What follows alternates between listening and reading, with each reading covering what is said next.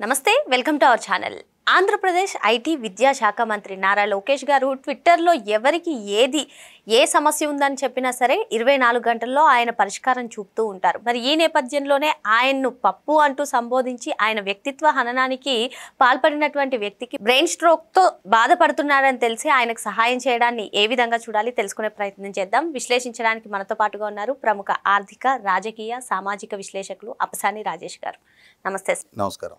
జగన్మోహన్ రెడ్డి 2019 నుంచి 2024 వరకు అంతకు ముందు కూడా అసలు కులం చూడం, మతం చూడం, ఏ పార్టీ అన్నది చూడం అని చెప్పారు సార్. కానీ అధికారంలోకి వచ్చిన తర్వాత ఆయన పెన్షన్లు కట్ చేసే విధానం కానివ్వండి, వైసీపీ హయాంలో ఎక్కువగా ఇటువంటి పరిస్థితులు జరిగాయి అని చెప్పి విన్నాను సార్. మరి ఈరోజు చూసుకున్నట్లయితే లోకేష్ గారు కూటమి ప్రభుత్వం అధికారంలోకి వచ్చినప్పటి నుంచి అంతకు ముందు కూడా ట్విట్టర్లో నాకు పలానా సమస్య ఉందనగానే ఆయన దానికంటూ ఒక స్పెషల్ టీంని పెట్టుకుని వెంటనే 24 గంటల్లో ఆ సమస్యను పరిష్కారం చూపించే విధంగా ప్రవర్తిస్తున్నారు. ఆయన అందరికీ అందుబాటులో ఉంటున్నారు సార్. మరి ఈ నేపథ్యంలోనే గతంలో ఆయన్ని వ్యక్తిత్వ హననానికి పడే విధంగా ఆయన్ని విమర్శించినటువంటి వ్యక్తి ఈరోజు బ్రెయిన్ స్ట్రోక్తో బాధపడుతున్నారని తెలిసి ఆయనకు సహాయం చేయడాన్ని ఏ విధంగా చూడాలంటారు? అంటే మన సమాజంలో 2 భిన్న రకాల వ్యక్తులు ఉంటారు. నేను నా పెళ్ళాం పిల్లలు అని గిరిగీసుకొని బతికే వాళ్ళు కొంతమంది ఉంటారు. ఆ వ్యక్తులు వాళ్ళ వ్యక్తిగత జీవితం వరకు అయితే ఓకే, కానీ వాళ్ళే నాయకులు అయ్యారనుకో, నాయకుడికి ఆ వ్యక్తిగత స్వార్థం ఉండకూడదు. నిన్ను నాయకుడిగా సమాజం నీ నాయకత్వాన్ని ఆమోదించాలి అని అంటే సమాజం పట్ల కన్సర్న్ ఉండాలి. నేను బాగుంటే చాలు, నాకు పదవి దక్కితే చాలు, నన్ను అందరూ ఆదరించాలి, నన్ను అభిమానించాలి, నన్ను భుజాన పెట్టుకు మొయ్యాలి, నన్ను గెలిపించాలి, నాకు పదవులు కట్టబెట్టాలి, కానీ నేను మాత్రం ఎవరికేం చెయ్యను అని అంటే రాజకీయాల్లో నడవదు. అలాగే ఇవాళ జగన్మోహన్ రెడ్డి గారి ప్రస్తావన మీరు తీసుకొచ్చారు కాబట్టి జగన్మోహన్ రెడ్డి గారిదైనా నారా లోకేష్ గారిదైనా ఇరువురు రాజకీయ వారసులే. చంద్రబాబు నాయుడు గారు రాజకీయ వారసుడిగా నారా లోకేష్ గారు రాజకీయ రంగ ప్రవేశం జరిగింది. డాక్టర్ వైఎస్ రాజశేఖర రెడ్డి గారు రాజకీయ వారసుడిగా జగన్మోహన్ రెడ్డి గారు రాజకీయ రంగ ప్రవేశం జరిగింది. కానీ ఇరువురు పెరిగిన వాతావరణం, కుటుంబ నేపథ్యం, వీటికి చాలా ప్రాధాన్యత ఉంటుంది. రాజారెడ్డి గారి కొడుకుగా రాజశేఖర రెడ్డి గారు, రాజశేఖర రెడ్డి గారి కొడుకుగా జగన్మోహన్ రెడ్డి గారు. రాజారెడ్డి గారి నేపథ్యం ఒకసారి గమనించుకుంటే మంగంపేటలో వెంకట నరసయ్య అనే ఒక బైరేటీస్ గనుల యజమాని దగ్గర ఆయన గుమస్తాగా ఉండేవాడు. ఏ కారణం ఎవరు బాధ్యులో అనవసరం, వెంకట నరసయ్య అయితే హత్యగావింపబడ్డాడు. ఆ మైన్స్ రాజారెడ్డి గారి స్వాధీనం అయినాయి. ఈయనే చంపాడని అంటారు. అది మరి కేసులు ఎవరి మీద నమోదు చేయబడ్డాయి అనేది తెలియదు, కానీ ఆ వెంకట నరసయ్య గారి వారసులకి ఈ రాజారెడ్డి గారి సంతానం లైక్ రాజశేఖర రెడ్డి గారికి వీళ్ళకి మధ్య కొన్నాళ్ళు ఫ్యాక్షన్ నడిచింది. అంటే తాను పనిచేసిన యజమాని హత్యగావింపబడతాడు, ఆ ఆస్తులు ఇతనికి దఖలుపడతాయి. ఆ పునాదుల మీద ఆ కుటుంబం పెరిగింది. ఆనాటి నుంచి ఈనాటి దాకా సుమారుగా 47 సంవత్సరాలుగా ప్రజా జీవితంలో ఉన్నారు. రాజశేఖర రెడ్డి గారు పులివెందుల శాసనసభ్యుడి నుంచి రాష్ట్ర ముఖ్యమంత్రిగా ఎమర్జ్ అయ్యాడు. అలాగే ఈరోజు ఆయన కొడుకు కడప ఎంపీ నుంచి రాష్ట్ర ముఖ్యమంత్రిగా ఎమర్జ్ అయ్యాడు. ఇంత సుదీర్ఘ నేపథ్యం ఉంది. వేల కోట్ల రూపాయల ఆస్తులు సంపాదించారు.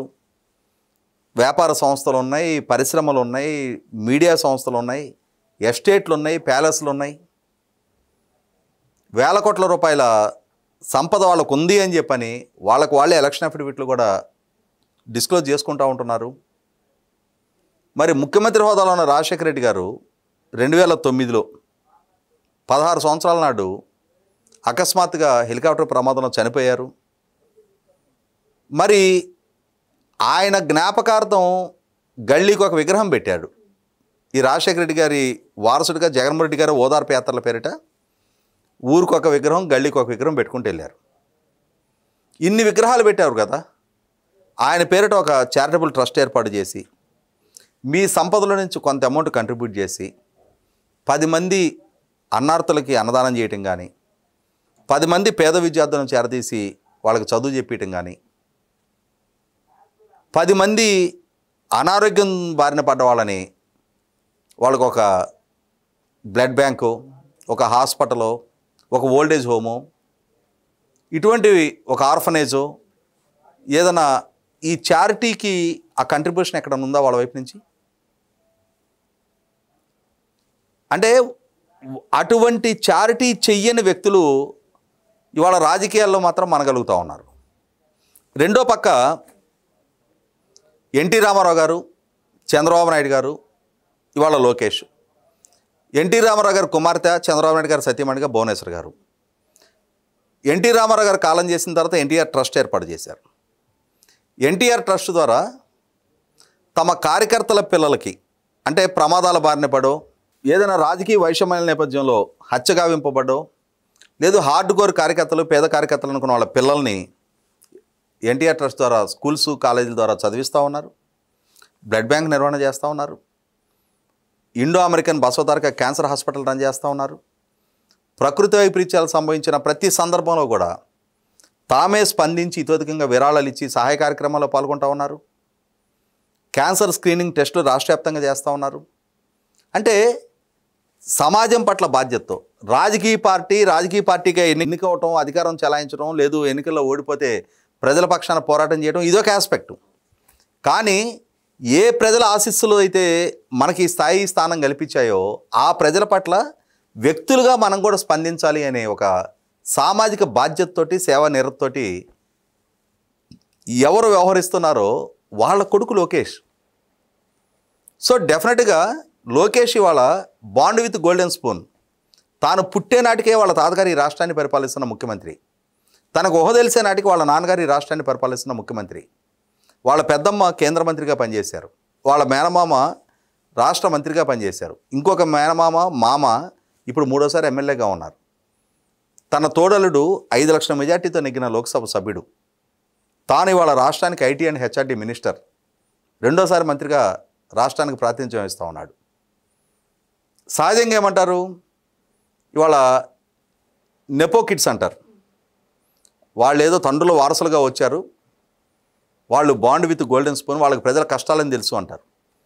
కానీ ఇవాళ మేము ఈ కష్టంలో ఉన్నాము అని చెప్పని లోకేష్ని ఎవరైనా కాంటాక్ట్ చేస్తే ఆ స్పందించే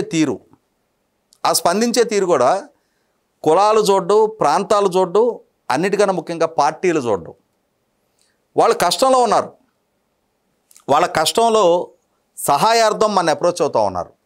సహాయం చేసే స్టేజ్లో మనం ఉన్నాం. మనం ఒక నిర్ణయం తీసుకుంటే ఆ కష్టంలో నుంచి వాళ్ళని బయటేయగలుగుతాం. అక్కడ స్పందించే గుణం రాజకీయానికన్నా కూడా మానవత్వం ప్రధానం. ఏ నాయకుడికైతే మానవత్వం ఉంటుందో, ఏ నాయకుడైతే కష్టంలో ఉన్న వాళ్ళ పట్ల స్పందిస్తాడో ఆ నాయకుడిని చిరస్థాయిగా ప్రజల గుండెల్లో పెట్టుకుంటారు. మీరు ఇందాక ప్రస్తావించినట్టుగా నిన్న బ్రెయిన్ స్ట్రోక్ తోటి వైసీపీ కార్యకర్త, అతను అనారోగ్యరీత్యా అతను దాచుకోలా, వైసీపీ కార్యకర్తగానే అప్రోచ్ అయ్యాడు.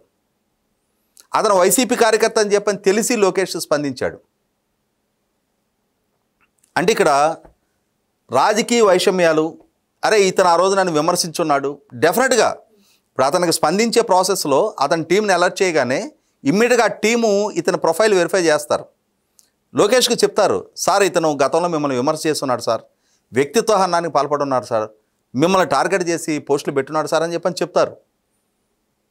రెండో కంటికి తెలియకుండా అయితే ఇగ్నోర్ చేసేయండి అని చెప్పని చెప్పొచ్చు.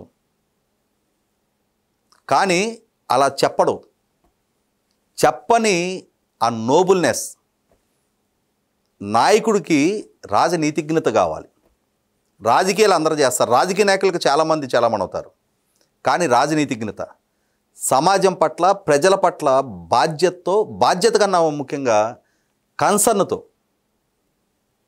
ప్రేమతో ఇవాళ చేసే స్టేజ్లో మనం ఉన్నప్పుడు ఇక్కడ ఒక అంశం గుర్తు చేసుకోవాలి, సమాజం కూడా గుర్తుంచుకోవాలి. ఇక్కడ మన సమాజంలో కొన్ని బలహీనతలు ఉన్నాయి. ఏమంటారు, మెత్తగా ఉంటే ఒత్తబుద్ధి అవుద్ది అంటారు. ఇంకొక మాట కూడా అంటారు, కొంచెం ముతగ్గా అనిపించినా కూడా పెట్టనం ఎటు పెట్టదు, పెట్టే బొచ్చు ఏమైంది అన్నారంట. అంటే ఒక అడుక్కునేవాడు ఉన్నాడు, వాడు ఒక బజార్కి వెళ్తాడు రోజు. ఒక ఆమె వాకిట్లోకి బాగానే పా అంటది. వాడికి తెలుసు ఆమె ఎటు పెట్టేది కదలేమని చెప్పి ఆ మాట అనిపించుకొని పక్కింటి దగ్గరికి వెళ్తాడు. పక్కింటి ఆమె రోజు ప్రేమగా పెట్టుద్ది.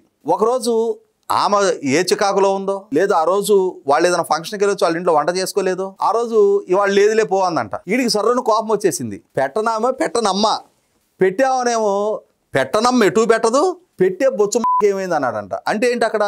చెయ్యినాడేమో ఎటు చేయడు, చేసేవాడు 99 సార్లు చేసి 100సారి ఒకవేళ చేయలేకపోతే ఈ చేసేవాడినే విమర్శిస్తారు. ఇవాళ ఈ వైసీపీ శ్రేణులో ఇంకొకళ్ళు దాన్నే అంటారు, కాసే చెట్టుకే కదా రాళ్ళ దెబ్బలు తగిలేది అని చెప్పని, చేసేవాడికే కదా విమర్శలు వచ్చేది అని చెప్పని. చేసేవాడి మీద విమర్శలు ఎక్కువ పెట్టడం కాదు, చేసేవాడిని కాపాడుకోవాలి. ఇవాళ రేర్ పీసెస్, ఆడిముత్యాలు, సమాజం పట్ల బాధ్యతతో ప్రేమతో వ్యవహరించే నాయకుడిని పొదుపు పుచ్చుకొని కాపాడుకోవాలి. చిరస్థాయిగా వాళ్ళ సేవలు ఈ సమాజానికి దక్కే విధంగా వాళ్ళకి అండదండలు అందివ్వాలి. అలా అండదండలు అందివ్వటంతో వాళ్ళ పట్ల మనం గ్రాటిట్యూడ్ చూపించినట్టు అవుద్ది, వాళ్ళ సేవానిరతకి మనం అండదండలు అందించినట్టు అవుద్ది. అంతే తప్ప చంద్రబాబు నాయుడు గారు పదే చెప్పినట్టుగా ఇచ్చే గేదెను తరిమేసి తన్నే దున్నపోతుని తెచ్చుకోవటం సమాజంలో కూడా కొంత పరివర్తన తెచ్చుకోవాలి. అటువంటి చర్యలకు పాల్పడకుండా లోకేష్ లాంటి భవిష్యత్తు నాయకుడికి భవిష్యత్తులో కూడా అండగా నిలవాలి. అటువంటి నాయకుడి సేవానిరతకి మనం కూడా ఖచ్చితంగా అండదండలు అందివ్వటం ద్వారా మీ సేవానిరతకి మేము కూడా మా గ్రాటిట్యూడ్ వ్యక్తం చేస్తున్నామని చెప్పని మన కృతజ్ఞత కూడా తెలియజేయడం ద్వారా అటువంటి నాయకుడిని కాపాడుకోవాలి. మరో అంశంతో మళ్ళీ కలుద్దాం. Thank you sir.